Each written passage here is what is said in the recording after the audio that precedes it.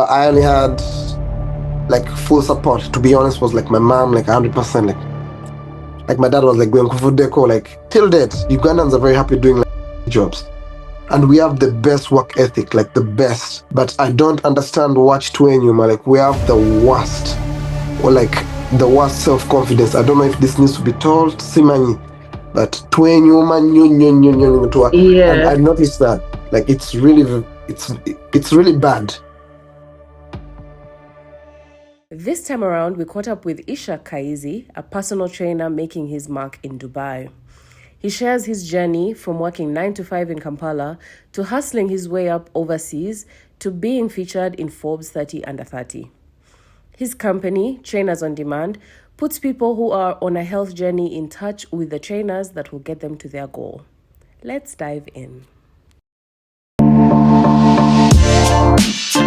Yes. So Ishaq, welcome to the show Breaking Barriers. Thank you for taking the time. Now, thank you for having me. Do you maybe introduce yourself for the people who may not know who you are? Okay, so for anyone who doesn't know who I am, my name is Ishaq Kayiizi. I'm 29 years old. I'm a Ugandan by birth, born and raised in Kampala, Kawempe, and I have been living in Dubai from 2018. What I do in Dubai is, at the moment, I own a personal training company. It's called Trainers on Demand. It's based in the UAE, so meaning at the moment we don't really have any other extensions. We're only working with UAE, and to be specific, it's Dubai. What we do is we offer personal training services like any other company, and for the past 2 years we've been doing it remotely, where we go to people's houses. So what we do is, regardless of your whole, like there are people in Dubai who don't feel comfortable going to the gym. There are people in Dubai who don't have the time to go to the gym. There are people in Dubai who, let's say children, who don't want to be around a lot of people. And then there's this epic, the time that really happened of the COVID, where people felt very cautious of how they feel and behave around other human beings. So with that being said, most people tended to isolate from the gym. So what we do is we came up with a solution to bring fitness to them. So what we do is, me and my team, we come to you. We provide personal training services, the same service you would enjoy in the gym, be it boxing, be it you want to do basketball in your backyard, whatever, do calisthenics, anything that you want to do. We even come with our own equipment. So what we do is we make sure you stay fit, but you save time. Because what happens is, you take a lot of time. Let's say, do you go to the gym at the moment? Sometimes on and off, yeah. Okay, so what happens with that is, for you could spend, let's say, 30 minutes to go to the gym, let's say to drive to the gym, 1 hour to train, then 30 minutes back. So meaning you're blocking on your calendar 2 hours of training a day. And for what we do is, when we come to you, you train for that 1 hour and you save time. So it's for people who are busy, but they really need a little bit of time to train. Okay. Yeah, that makes sense. And I think from this year, the last 4 months, we've partnered with our first hotel in Dubai.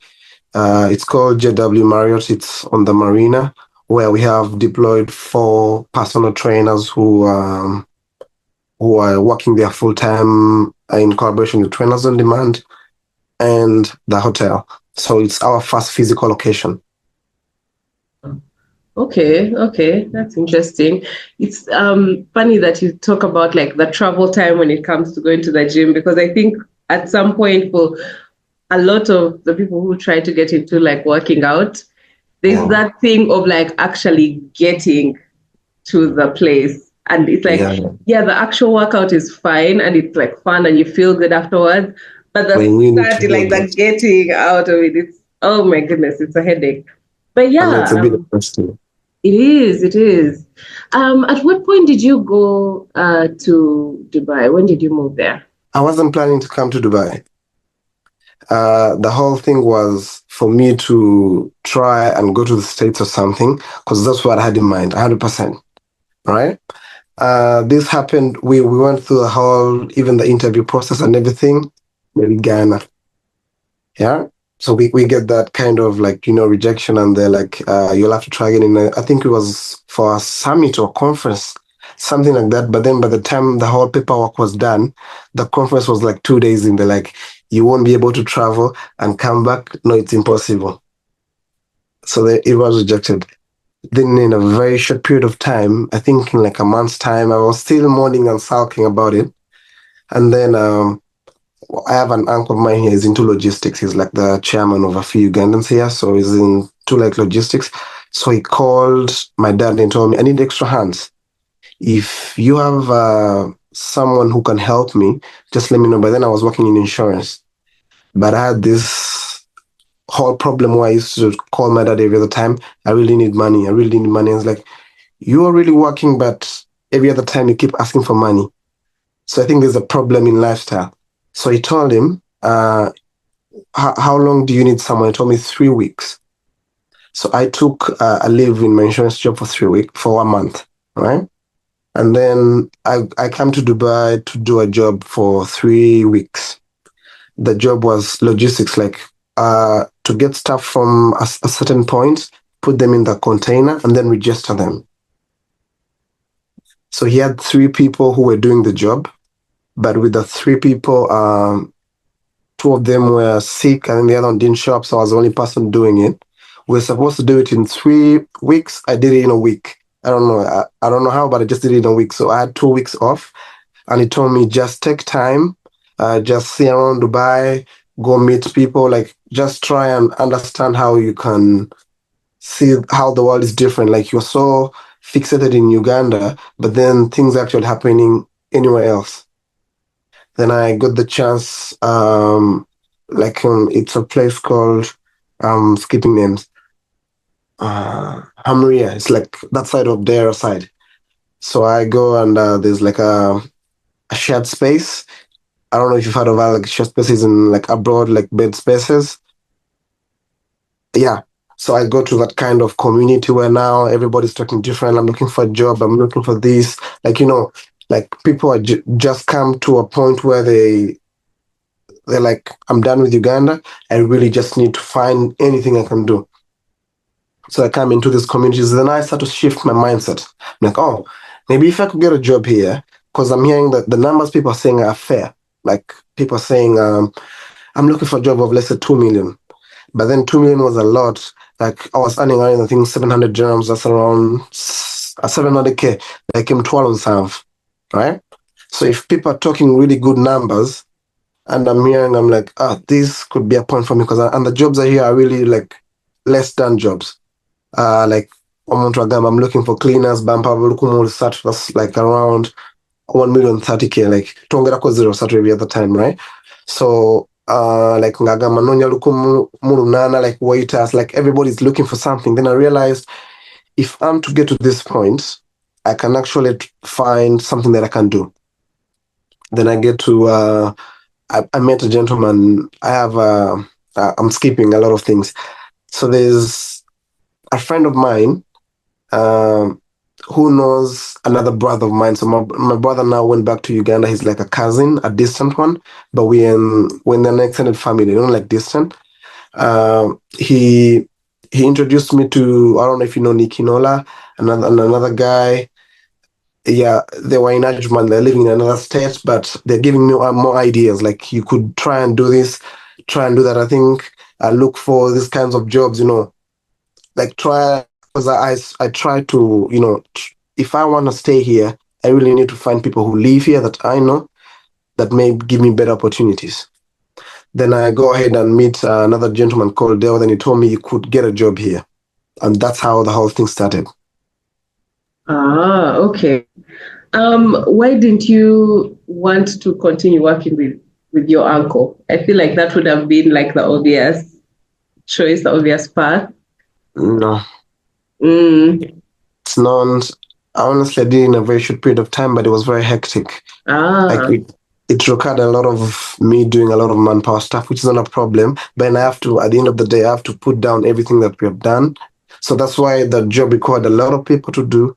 And I was the only person on the job. So it was too much. I'm learning at the same time while I'm doing. I felt like it's not something I wanted to do. Okay. I want to go to just a little bit before you moved to Dubai. Could you tell us about like your backstory, growing up in Uganda, basically? And nothing fancy. I grew up in Kawempe, and I think I went to basic schools, Chibuli SS. I went to St. Augustine's College in Wakiso. I went to Chambogo University. And I think I've spent much of my life in Uganda going to schools. There was not really much happening. I don't know if it's the same story with you, but I'm sure in that short period of time. We spend a lot of time. The whole thing. And then I'm currently still people in school, we'll never see again. Yeah. And you see, I don't know if it's something that's happening to you, but I'm seeing a lot of people. I'm like, oh, I know this person. I still remember them like from primary school. Yeah, I think I've done the whole school thing. So I finished after Chambogo. I did like 2 years and just freelancing. But then my last job that I did, I won't call it 2 years specifically because the 1 year I was still at university. Then the last one is when I was actually out. I did insurance for like 4 months. I don't remember getting paid. I remember I was supposed to be paid 700K, but I don't remember if I was getting paid. But okay. Oh. I don't know. I was just maybe going for the experience. I don't know. Oh wow. Yeah. Do you think, is there anything that you can remember about like growing up in Uganda that you carried along with you when it comes to like work ethic or in the work that you currently do? I think this is one thing that happened to me growing up. Okay, this is maybe around maybe 15 years old. I think at that point, because my mom was traveling back and forth a lot. She came back and we were in the traffic jam. And then I called the guy, Boaka Soli, and then she's like, Toyoge and about to what, regardless of what someone does, someone's age, nothing matters because we can't fix certain things. We can't fix backgrounds. We can't fix money. We can't fix age, but we can fix how we respect and speak to people. And she's like, don't take it the wrong way. You can still spit if someone is being disrespectful. So I learned to get the difference of the two variables, and I take that with me every other time. If someone treats me with respect, I'll try and give the same energy. But if I sense a little bit of disrespect, I'm coming full force. Right. So you can handle both situations. They should not try you, in other words. I try not to. Yeah, it's the Ugandan in me. I try not to. Yeah. And were you already interested in fitness when you were in Uganda, or was it just like a side? Yeah, right from Chambogo. No, we were gymming like every other time, right from Chambogo. I think for my second year, we just kept on going to the gym, and then maybe 1 or 2 heartbreaks in there. Then you keep going to the gym. And then after uni, I wasn't pursuing it as a career, to be honest.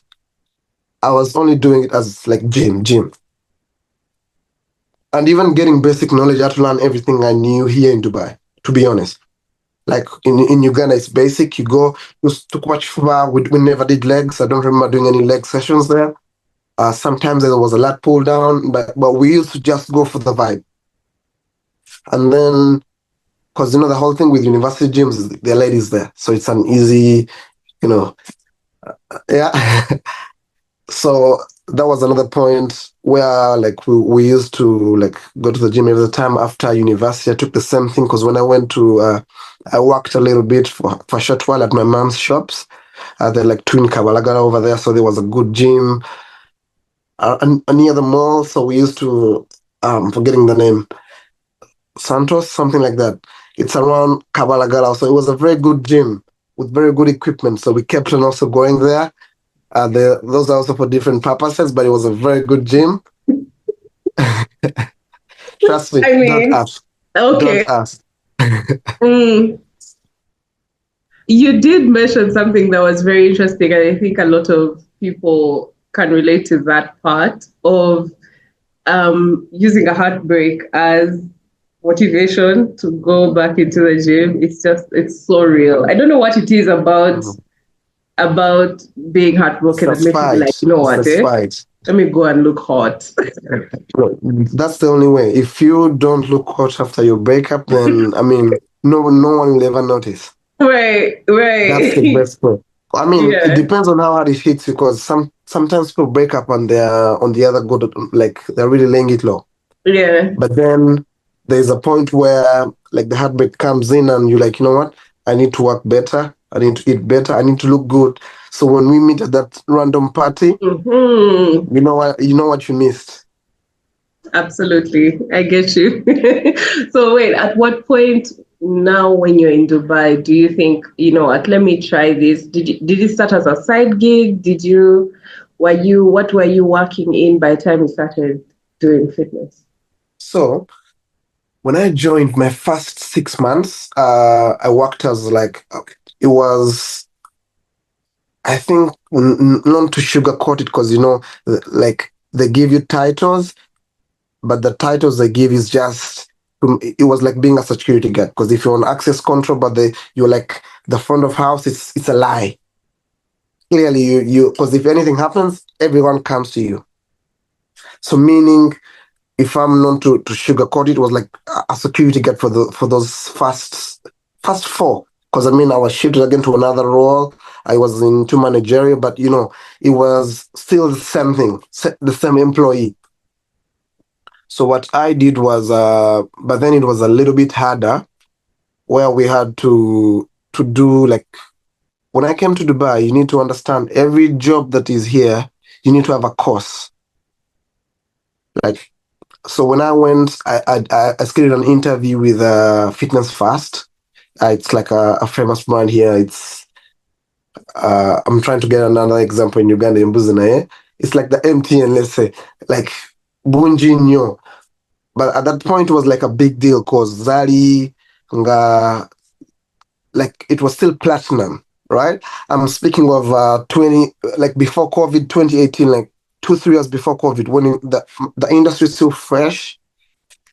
If I'm to count, I think there was only one Ugandan trainer at the time. Only one. His name is TK. That was only Ugandan trainer. The others, there was no trainer. So I speak to one of the guys. Actually, there were two, but the other one was out of the game with Arthur. So I speak to one and tell him I want to be a trainer, because I'm training, I'm gymming. I mean, I look good, and he's like, that's not really enough. You need to do a personal training course. But I'm at a point where I'm looking for a job, like the point I told you of the search. So I realized I can't really afford. When I looked online and checked, the courses were around maybe 10,000 dirhams. That's around 10 million, which will make you understand why there was only one Ugandan trainer at the moment. Yeah, yeah.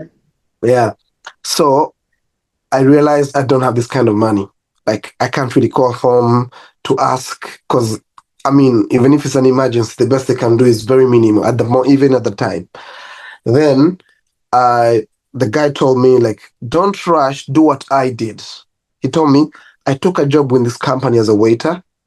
I funded my course, then I joined. And I'm like, that's actually a brilliant idea. So what I did is, when I took the 6 months, was to actually study, do the course, and then change.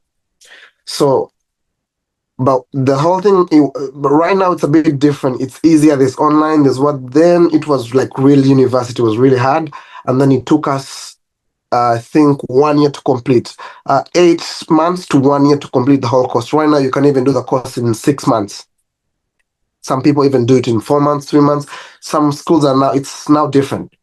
But then at the time, it took us forever, but I was desperate. I'm like, this is what I need to do. This is like the kind of addiction and like desperation I had to join the fitness industry. So I'm like, if it, because I remember the exact amount was 9,600. Yes. Yeah. Wow, you still remember That's the the exact exact. amount. So I'm Mm. like, I need this money because I talked to the school. I talked to them and they're like, we can do you a solid. If you pay half of the money, we'll let you start. And as the course continues, we'll let you finish the amount. So I'm like, you know what? Let me look for 5,000 my way deposit. Then I'll start to do the course. And they told me before I get my certification of completion, I need to have it on zero balance. So I knew I'll get that money. Like if I'm being paid every other week, I'll try and pay for the course. So then what happened was, like when you're in abroad, things happen. Like parents need money. A lot of things need to happen, right? And now I'm at a point where I wanted to like get out of the security guard job at all. I'm like, I can't really do this. And then my dad is like, no, you can't. You need to first finish a few things, and then like give it 2 years, 3 years. He's like giving me examples. I like this, like your brother who's been there, like your cousin. He has bought a small piece of land and he's been there for 5 years. He's cleaning. He's getting 2,000. Just be contented. Get something like that and stay there. And I'm like, no, I don't want to do that. I really have something different that I want to do. They're like, you know what? Kati go to Kutade. Like, you do you. So I only had like full support. To be honest, was like my mom, like 100%. Like my dad was like going Kufudeko, like everybody's telling you things. You're doing something that is new. Nobody has done it. I'm like, no, there's one guy that I've seen, he has done it. It's like, no. Tawali Muntuyara because of Yokola, you just like everybody's happy. Like till date, Ugandans are very happy doing jobs. And we have the best work ethic, like the best. I have 3 Ugandans on my team, and trust me, it's a magic team. But I don't understand what Twenuma, like we have the worst, or like the worst self-confidence. I don't know if this needs to be told, Simani, but Twenuma, and Yeah, I noticed that, like it's really bad. it's interesting. I don't know if it's like a mindset thing where it's like kind of like, oh, if you're going there to work, these are the kinds of jobs that are made for you. Like leave them to other Tutania people. Bazungu, yeah. Like Mm-hmm. we are so intimidated, and these people are so basic. Like I took me a very long time, maybe 2, 3 years to understand this. But when I did, I walk into a room and I'm like, these people are scared. Like, because I'm not even a big guy, and I'm a very looking guy. But if I'm entering a room with a tight shirt, I'm wearing my shorts because I'm going in rooms, like at the moment, if I'm going in meetings, like and I have sessions, the people I'm dealing with are associates. They're wearing suits and they do business, but I'm looking and they're all freaked out. Like this black man with zero respect, just showing off his body because they look unfit. And that's one of the biggest intimidations they have.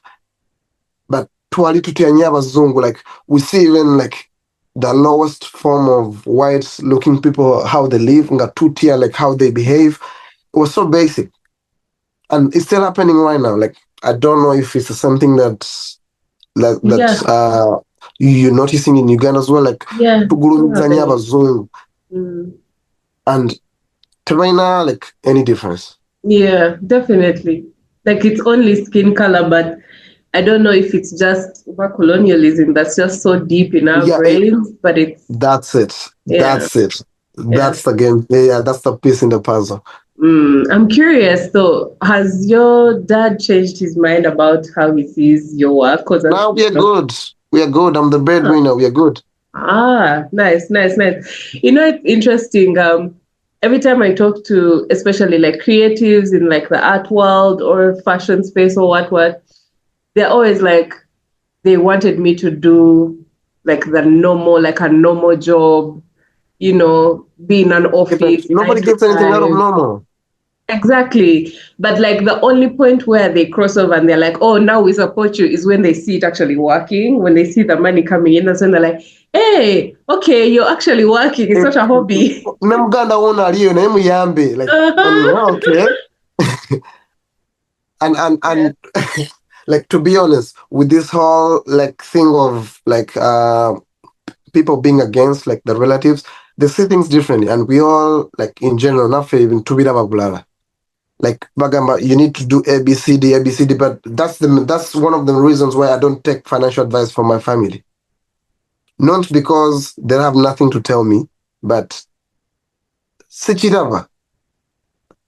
I mean, you all have outlived me, Sichirava. It's not like out of disrespect, and like in general, my family has the best advice. Like I can't do anything. Like if I need something that is ethical, I need to speak to my dad about this. He's going to react a certain way. If I need something that needs a little bit of an emotional touch, my mom will. If I need like my sister, my younger brother, everybody knows how to advise me differently. But if it's financial, no. I try and seek to financial experts because I know we don't have that kind of money in the family. I'll not be getting that advice because you need funakataka or say, see, that's the that's plan. the worst financial advice. Joins the world. Yeah. Cutting up with that, which is not like. Don't get it wrong. Careful, no. Taka will maybe marriage will come at a certain point, but the timing is wrong. Yes. Timing is wrong. They are so fixed like 25 or no die in the household. They're like, where's the grandchild? Where's our grandson? Where's the granddaughter? Which is wrong. Like I have a lot of clients who are like from the European side, and you speak to them about families, and they're like, I'm still traveling the world. And you're like, dude, you're 40. He's like, yes, I understand that. And there's no rush in having a family because the family is the last piece of settling down. And you're like, oh, okay. Now we're jumping into the first pieces, which is not a problem, but the problem is it disorganizes everything. And it really does, because I mean, you get into that, and then you're taking care of kids is not easy. Yeah. Taking care of don't get it wrong. Like, and then you get into that loop of no, it's the mentality. I've had this like hard argument with them, and I'm like, you know what? Let's sit and settle this. So, they sat me down and gave me this analogy, and they told me, like if it's young, right? You don't let kids to play on that tree because that tree will break, right? But if you give it a few years to grow, the kids can be in a position to play on that tree and eat fruit out of it without the tree failing. And it's like, if you're rushing in your life to get married, which is not wrong, you won't really get the fruits of life because you're rushing. And I'm like, okay. And then they tell you different things, like, because if you have to have a family, you need to have like what's it called? Like they have this whole thing where when a kid is born, they need to put for them money aside. It's like mandatory. So when the kids are 18, they're already turning on to something to start a new life, which we don't have. Yeah. Ogenda kumala university bagenda, but for them when they leave them in university, babatana sente, which we are not like. These are basic things that we are not implementing, but we are so fast to go and let's get married, let's do this without plans. So meaning, regardless of the plan, that's why anyway, the whole point is that's why I don't take financial advice from my family yet. Okay. You've mentioned before in your content about like your own personal transformation. Could you tell me like some key elements about that journey, maybe how that inspired you to continue being a trainer or continue with fitness? Which part of the transformation exactly? Like from the very beginning? No, like you said something about having been overweight in your past. Okay. So this happened, I think, right after university. When you like get out of that whole normal routine, then you start like working life. You don't do any physical activity. Maybe you get into a relationship, because I did, and then you start to get comfortable. So life starts to knock you on the side, and then people start to say, "Hey, manangi, ngogeze, man." When they get to that point, you're like, "That's not me." I was like this kind of person. Like you're looking different from the way you are. I know, so that's why with most of my clients, I have that touch, because I actually know how it feels. Some people don't know how it feels to be overweight. So I won't say like overweight as overweight, but I mean to be out of shape. I know how that feels. And when you get to that point, it feels like everybody's out for you. Like you get so defensive that you actually don't want anybody to mention it, which I get Mm. Mm. because I was at that point.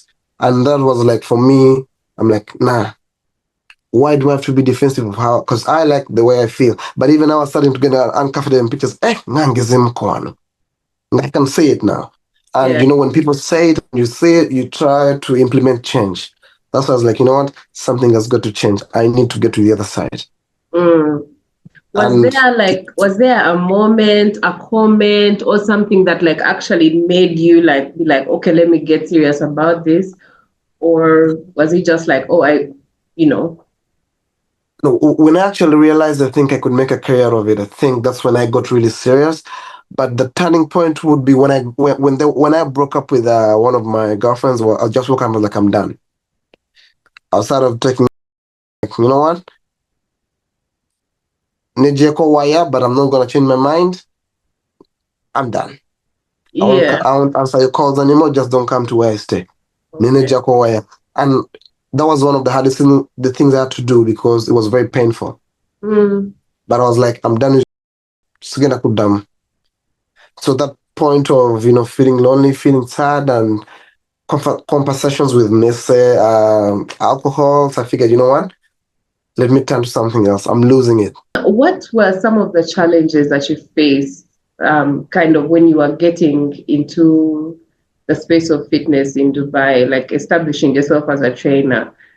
Was it smooth sailing entering? I mean, of course, there was that part of getting the course, It but doesn't get then easier. after that, yeah. Mhm. I think, to be honest, till date, I don't think I'll call it a smooth sailing because right now, like every other time, don't get me wrong, it's a privilege to get all the troubles that you get, regardless of the situation, right? Because I mean, someone who doesn't have it won't get the problems, but they don't stop coming. Like every other time, and right now, this past few months, I'm now dealing with a new team where I had people full time, so I have to manage the schedules, do this and that. It's way harder. But while starting the journey, the main hurdles that I faced was there were no role models, to be honest. That's one. And people are getting the chance because I'm getting randoms come to my inbox and like, you know what? I want to be a trainer. Can you please guide me? There was nobody who was actually in my race to do that. I had to look at Nigerian people, there are a lot of Ghanaians, like people who are already seeing things differently than East Africans. Because I think there was only like two Ugandan trainers, one Kenyan at the moment. And you get to that point where you at least want to look for role models, guidance, people who can actually take you to better steps, which wasn't the point which wasn't the case of point at the moment.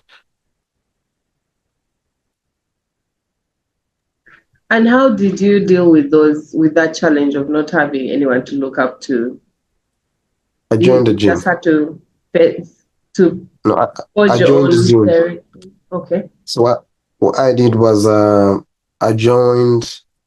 It was at first it was a fitness gym, like a community gym, but it's a lot of franchises, Fitness Fast. So I worked with them through all the COVID, before COVID, the COVID time, so closer to a year. And then at that point, I got the chance to meet a few South Africans who were at another gym who had the same experience as I did because they worked in Goldie's gym, but it was a bit different with Fitness Fast, like rival teams.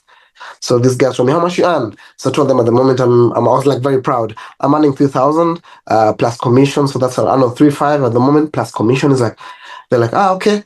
So are you still doing this 8-hour shift? When they said that, I'm like, what are you saying?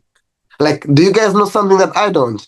They're like, no, no, no. Brother, we get 5,000 commission, and no, 5,000 basic with commission, but we don't do flows. And I'm like, okay, I'm listening. They're like, we have this gym where we just go ahead, they assign us clients, we train these clients, and then when you train the clients, you break a share with the gym, and then you get paid.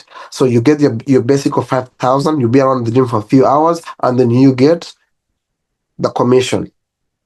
Okay, interesting. Oh, and I was Yeah, like, yeah. whatever you're selling, I want it. Because at that point, when we were at a party, like, where trainers get together, we are having fun. So we are catching up. Like, what do you do? Well, with gym. And I'm like, I want to do whatever you guys are doing. I need that. So they're like, you know what? Uh, write up your CV. We'll talk to our manager. He'll get back to you. So these guys had like a good reputation with their manager at the time. When I send the CVs, like, he's in Fitness First, I need him, because they know like Fitness First is like people who are there like really hungry. Like you need to be a shark to survive. At the time, it was like you had to survive. So it's like Yeah. he's surviving for all this time in Fitness First. I need this guy. Mm. So I joined the gym like an amateur, right? First day, boom, I make a sale. These guys are like, okay, who's this? Who's this you guy? Because like, we had like a group. If you make a sale, like you send it. I sold 3,000 of sessions. So they put me in the group like in the morning around 12. I sent a sale. Boom, they're like, okay, who's this guy now? I mean, I think that month everything changed because they were like working on a very easy pace, just trying to earn easy money, earning maybe around 12,000. When I joined, I was like, and then they were just like, let's catch up because there are people in the gym. So what we used to do is we speak to what I knew from Fitness First is they tell you go hunt. So they leave people at the gym, you speak to different people, you try to sell. It's like a sales job. It's not personal training, to be honest. And that's what most people are getting wrong. What we're Right. doing is it's personal training, but you gotta sell fast. Okay. So with Fitness First is where I got that foundation is you go sell. So when I went to the gym, these guys were expecting to like the gym to call them. There's someone who needs personal training.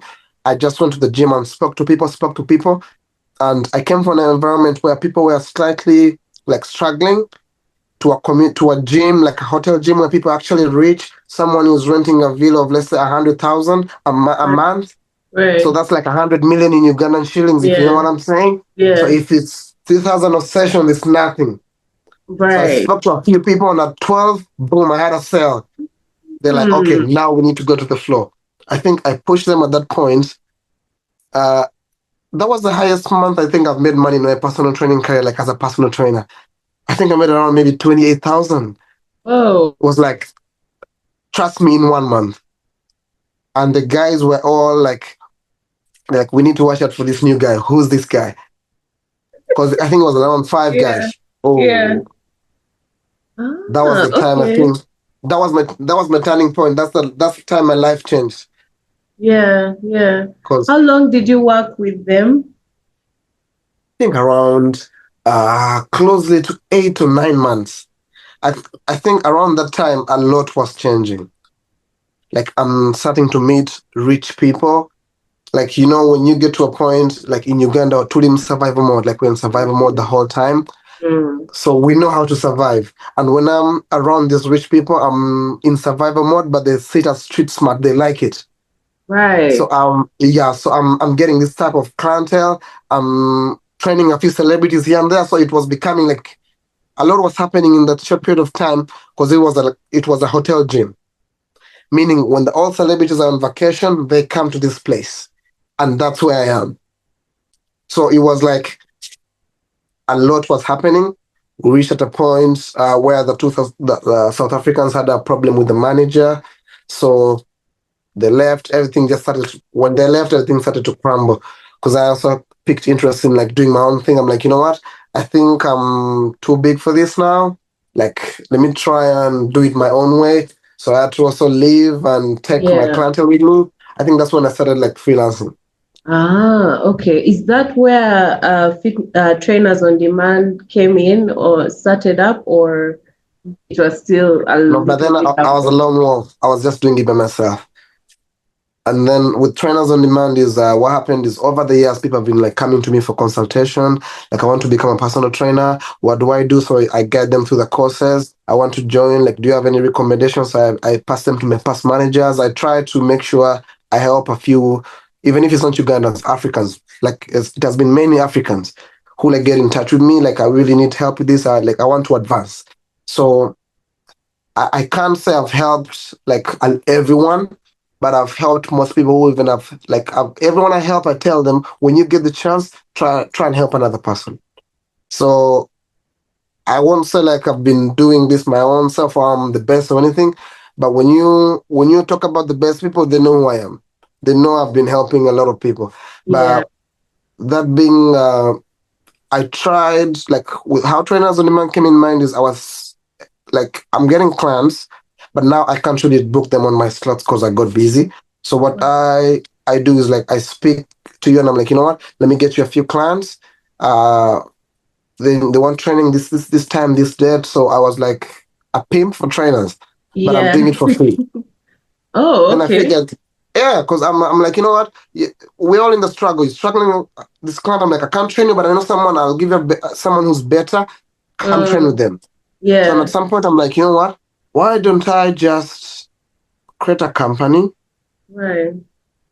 use freelancers because I was using freelancers. People have their own visas, get them clients, we sign a contract, I get paid, they do the sessions, I Yeah. pay them like it's a good communication, right? Yeah. And then I'm like, I think I can pull it off. So I went and did some research on how to open companies, what to do, like, basic things. And that's how I think Trainers on Demand started. Ah, okay.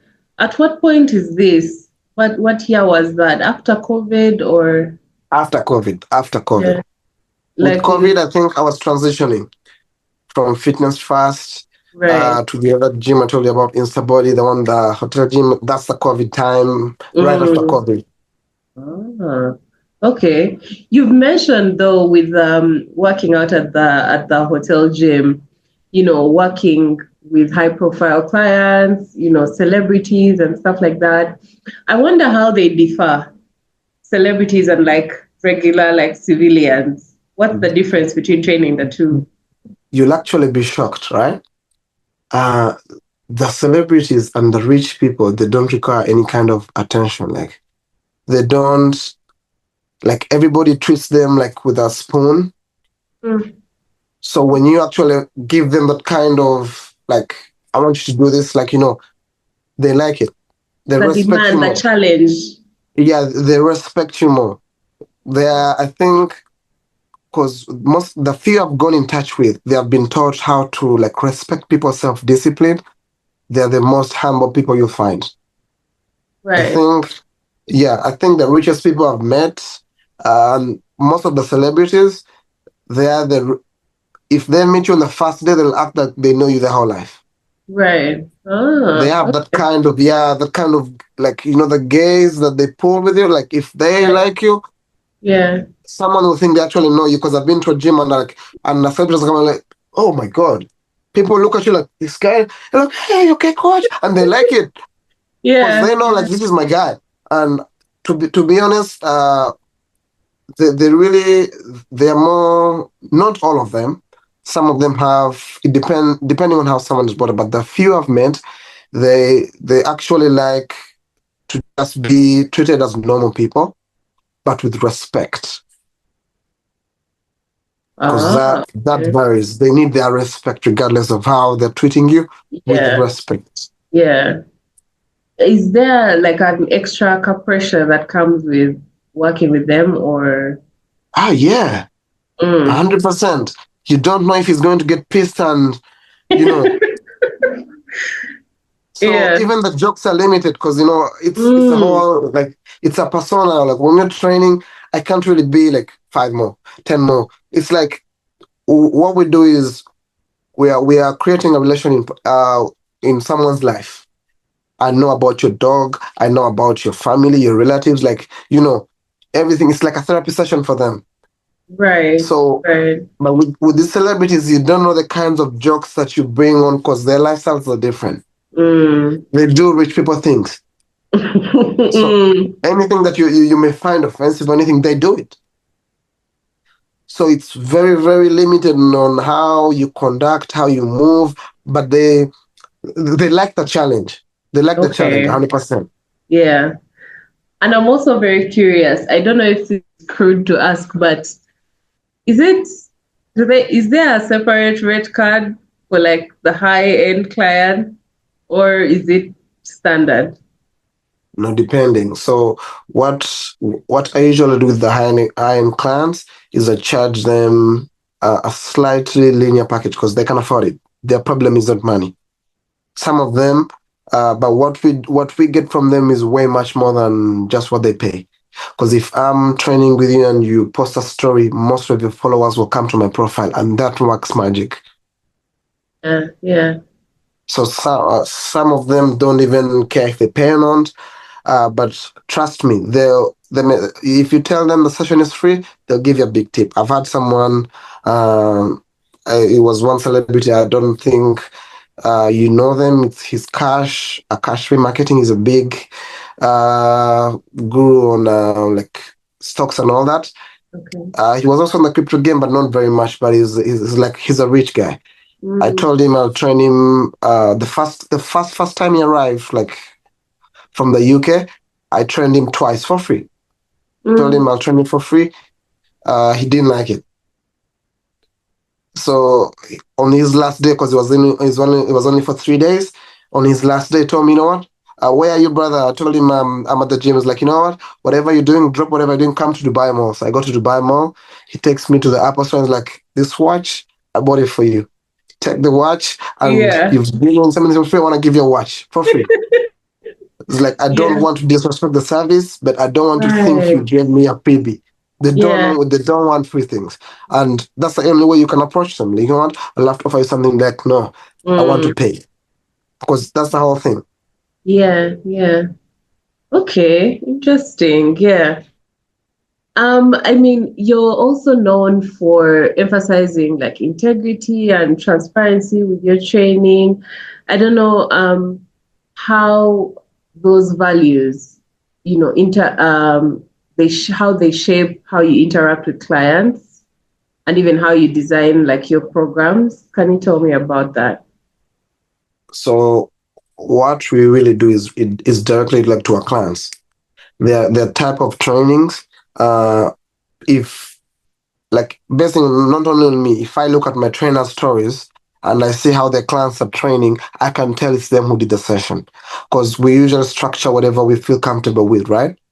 So what I've done with most of my trainers, with most of my clients, and I try my best to put a high level of transparency, be it even in a session. I tell them, you know what, today we're going to do legs. I want you to understand we're going to do this. I even try and brief them so it's as easy as giving them the information. Because if you know what you're doing, trust me, you'll get the result and you still won't leave.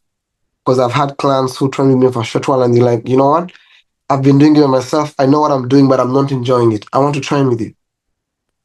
So the whole Yeah. thing is just how we build our personalities as trainers. Yeah. It's not about 1, 2, 3, 4. Do this 6 more, 10 more, because people really want something that is live, not bots. Right. And I think that's actually really important because there's something about like mentally preparing for something and like knowing that, okay, today we're aiming for this, like, rather than just going into it, then you've reached your breaking point, and they're telling you, no, we need more reps. Because it means someone is randomly coming with things up. Yeah. You won't even be efficient. Yeah. Okay. I'm curious, could you tell me about the Fat to Fit program? Now I dissolved the whole thing. We even put down the app last month because we want to transform everything else to trainers on demand now. The Fat to Fit was mainly for me. Uh, it was a personal brand, but after some time I figured, you know what, trainers on demand is growing more, so we dissolved the whole system. But I'll tell you about it because it's one of some of the blueprints that I'm very proud of. It was mainly a 90-day program where we try and tailor a specific program for a client, any given client. We still do the same thing right now, but it's under it's something else that we're doing, but it's under TOD now. But what we do is with the 90 days is we guarantee you online programs. And with people who can train with us physically, the better. Zoom, the same thing we're doing now. We could do a Zoom call that actually works. But what we do is it's a 90-day program to make sure we transform your body. So how you eat, I want to know how you sleep, how you train, what stresses you, your family, like everything else, every factor that may make us fail on your weight loss journey. We try and trigger it out. Because what happens is, it's why I call it a blueprint, is it's a revolver. Like the same way you see a revolver gun, 6 bullets. If I'm putting in all the 6 bullets, I have a high chance of 6 chances of shooting. So meaning nutrition, how you sleep, how you train, breaks in between, every other factor that we need. So without missing any, I know we can't miss. So in 90 days, I guarantee people results, and it's there. Okay. Interesting. I've never seen a situation with a trainer where they also factor in like stuff like sleep and things that might be stressing you. I think that's interesting. No, everything else counts. Like even the minor things that we feel are basic, they affect how we lose or gain weight, to be honest. Because in life, there are people who struggle to gain. In life, there are people who struggle to lose. If your diet is a problem, and then your training will be a problem because it will be affected by the foods that you're eating. If your sleep is a problem, regardless of how you train, there will be a cranky, cortisol will be easily released. A lot of hormonal imbalances come from zero to no sleep. People even go crazy. So how you recover in between days of training, how your muscles, like everything else, if you put everything online, you can never fail to get a reason why you're not gaining. Some people, it could be a specific food stuff. And they're like, you know what? I can't really get rid of the love handles. And you're like, you know what? Take a blood test. You may need to take out the milk. Could be milk. Okay. Hey, I'm leaning, but I can't take out the last thin layer of the belly fat is not going. Yeah. But if you tell them, take me through it. I'm also curious now because of how majority of like Ugandan diet is, because it's so starch heavy. There's like potatoes, there's the potato, there's the rice, there's chapatis, you know, like so much of it is a lot of it is so like carbohydrates.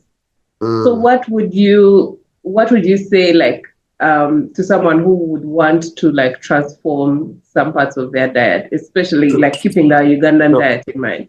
You see, with the Ugandan food, to be honest, we have the best food.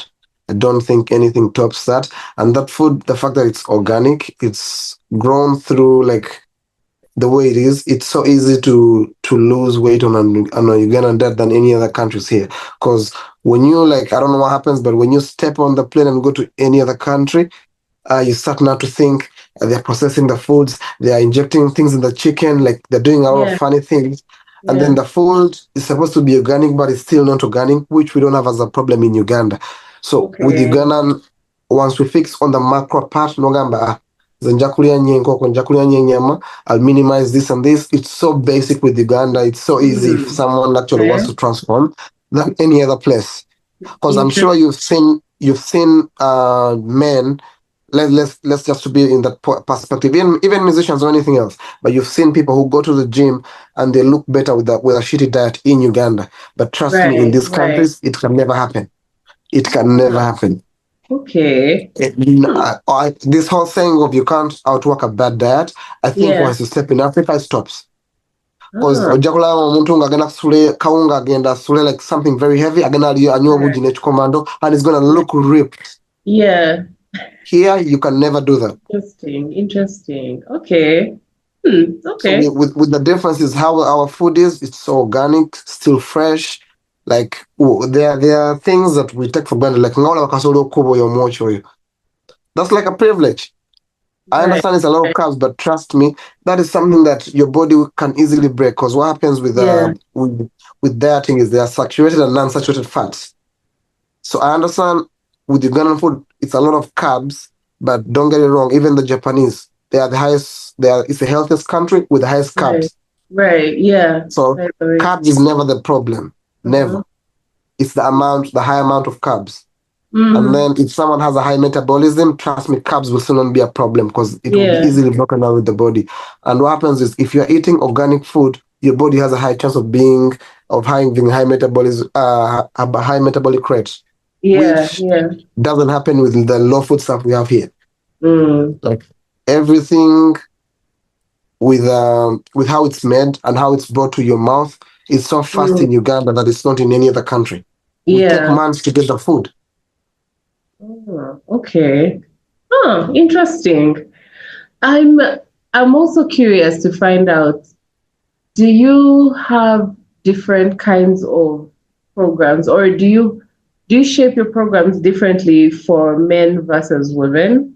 Because okay, Every in my person, experience, no, every person is different. Men, female, children, every person. If it's yeah, you, your plan may not work for your sister because we're trying to right, tell her to your problems. Your problems are not your sister's problems. right, So right. your problem could be sleep, her problem could be food. Mm, Everybody has how we all deal with different things.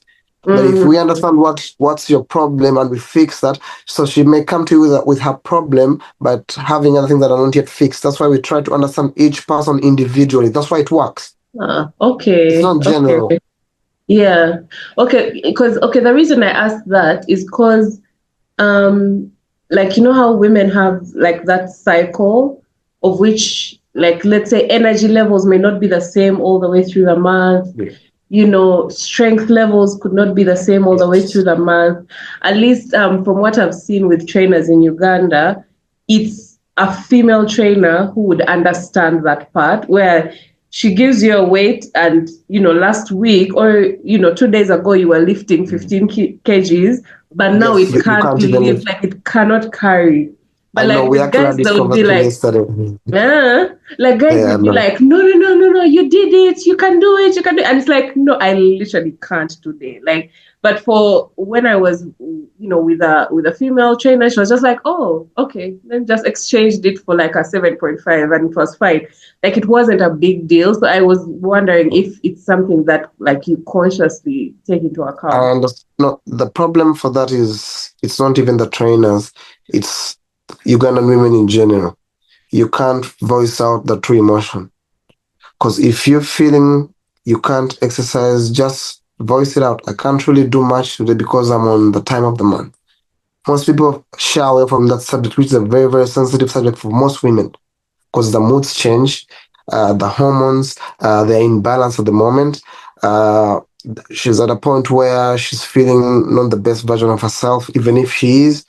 So all of these things kept in mind will affect the psychological part, will affect our strength in general, our sleep, will affect how we take our mood of the day. That's why how you behave when you're on the time is different from how you behave different. It's not something that is chosen, but it's the hormones working in a different way.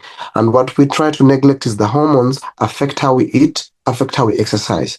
Most trainers, that's why in Dubai, every certified trainer needs to go through this kind of personal training course to understand basic things like this.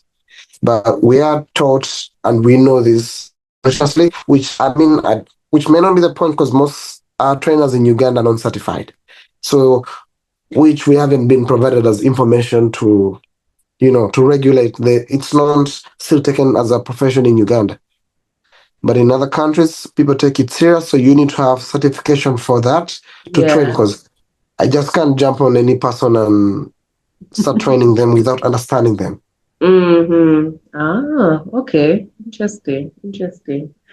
Um, so you've been on platforms like Forbes Africa. Tell me about that. Oh, that's the best experience of my life, to be Okay. honest. Yeah, that was the best experience. I mean, I was at a point where I was starting up like to get different ideas about trainers on demand as a company. And I got one of my friends. He's he told me about the Forbes Summit. He's like, speak to the Forbes Summit, send in your appeal as your company, they'll send you an invite. And I'm like, nah, I think it's a long stretch because my company is new, right? Then I'm like, you know what? Let me do it. I have an afternoon, I'll do it. So I sent it, and then 7 days maybe max. They replied back. When I saw it, I'm like, I think it's a rejection. They're like, we'd like to invite you to attend. And I'm like, what is happening? And they told me like, if you accept, we'll send you everything. And I'm like, yes, I accept. Like I was like in a rush. And then I got the whole automation. This is how you be staying. This is like, it's all, that they tell me what I need to pay for, like the rooms. If you need to pay for the rooms, this and this, and the ticket is catered from your side. Everything else is done by us. I was like, what is happening? Like everything was happening like so fast, and I'm very excited. I reached there, and everything was like the way I thought it would be. Because you reach at a place where people have ideas, like young minds, not really all people, to be honest, young minds, they have ideas, they're executing, and they're actually at a point where you feel someone is bringing the energy you bring into it. Because I was at a point in my life where I wanted to change friends, and I felt like my friends are like stuck in looking a different direction, and I'm speaking to like older people who are making me look in a different direction. So I need people who Right. are looking in the same direction as I am. So Yeah. I go to this summit and everybody's looking where I need them to look. And I'm like, this is amazing. You're open-minded. You see young millionaires and I'm like, I need to do this. And like people having insights, like you tell someone about your business and they like give you something that's very productive. I mean, it was like a week, but it was the best time, Oh, okay. best experience I've had. Yeah. I mean, you've touched a little bit on that, but like, how has that experience shaped who you are as a businessman today? No, I haven't been the same, to be honest. Um, So when I went to the Pub Summit, I was struggling like financially, but because of whatever I got, I put in my company, so I got it. But I met people who made me understand how to move my business, how to manage, how to grow my team. Like with all that, because what happens with these summits is they're trying to empower young entrepreneurs to get better. So they had free workshops for this, how to use this kind of AI, how to, Mm, like just to make the business better. And I felt very bad because I didn't take my admin, I didn't take my videographer. I felt like, because I was given the leverage to invite more people, and I felt like if I bought my admin, maybe it would have got something more that I missed because there were a lot of like things happening in this room, so I couldn't really do much. But yeah. with every other time, a lot was being covered in those courses, and I got how to understand my money, how I could grow the same money that I have, which has taken me to a different milestone. I will expand my company, how Mm, I'll like better leadership, and I feel from that point I was different. Like before I even started to implement anything, I felt the aura, like yeah. I was moving different. And I was Mm, actually okay because I spoke to people who had maybe advanced to a different level but gone through the same thing. People who had like who made me understand that we're actually going the right way. Just slow down, print your systems, understand them, move forward. And it hasn't been the same. okay. Interesting. I mean, I see that the branding that you do with trainers on demand is like so on point. I don't know if there are like any branding tips that you could share or ways how you have integrated like technology into your business. So what happens with we are using it's mainly my admin, but I'm working closely with him. But he's also from Uganda, by the way. What we are doing more is we are using let's say different AI platforms to do different things. That's one. But then we are adding a little bit of a personal touch because we are trying to actually solve problems. Because the whole thing is, this whole rich dad poor dad story. The only way you get money is to solve people's problems. So that whatever we're telling, whatever we are doing is actually trying. We're like, you know what? I struggle with this and this and this. You know what if someone was in a position to provide this in the fitness?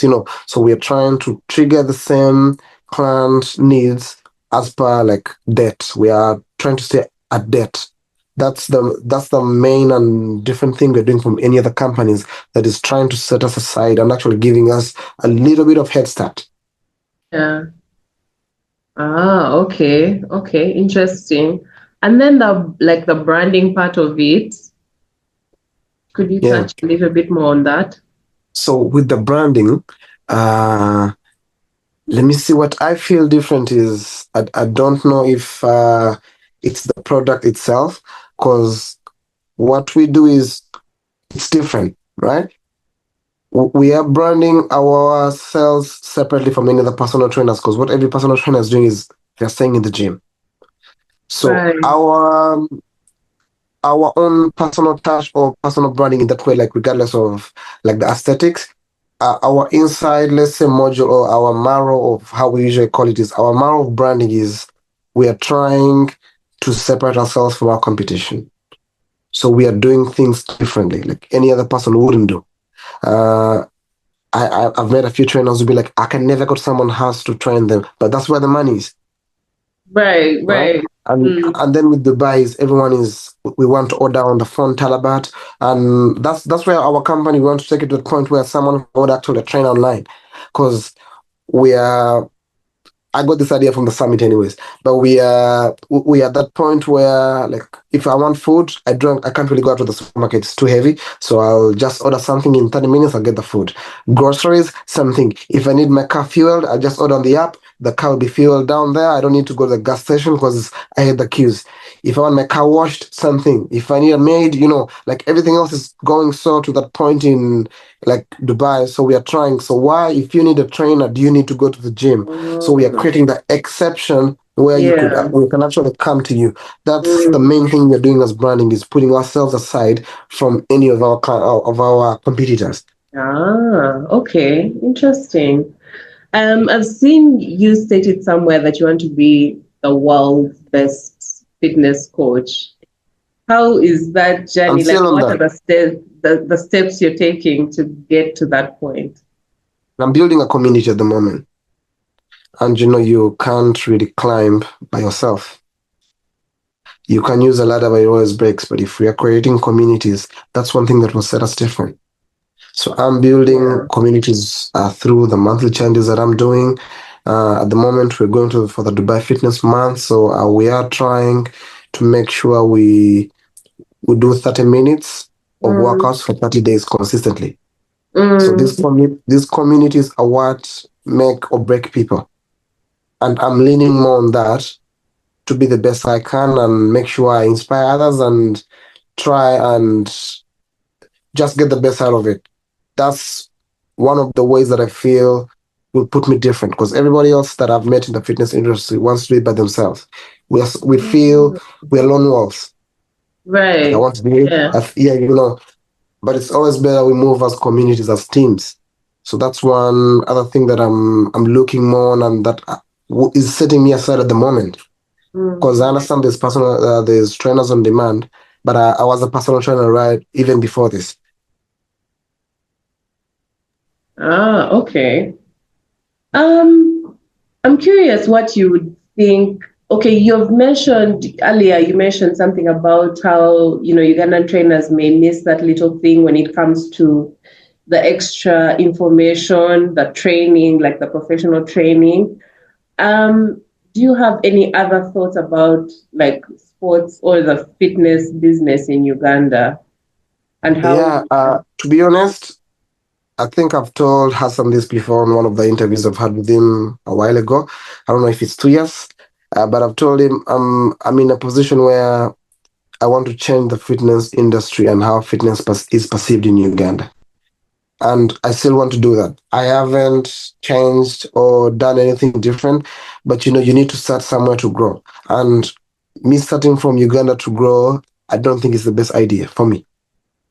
But I'm growing things differently. I'm already doing things. In Uganda. I'm already setting up a gym, which will be like the headquarters. But I see Okay. Uganda to be very, very different because we have the talent.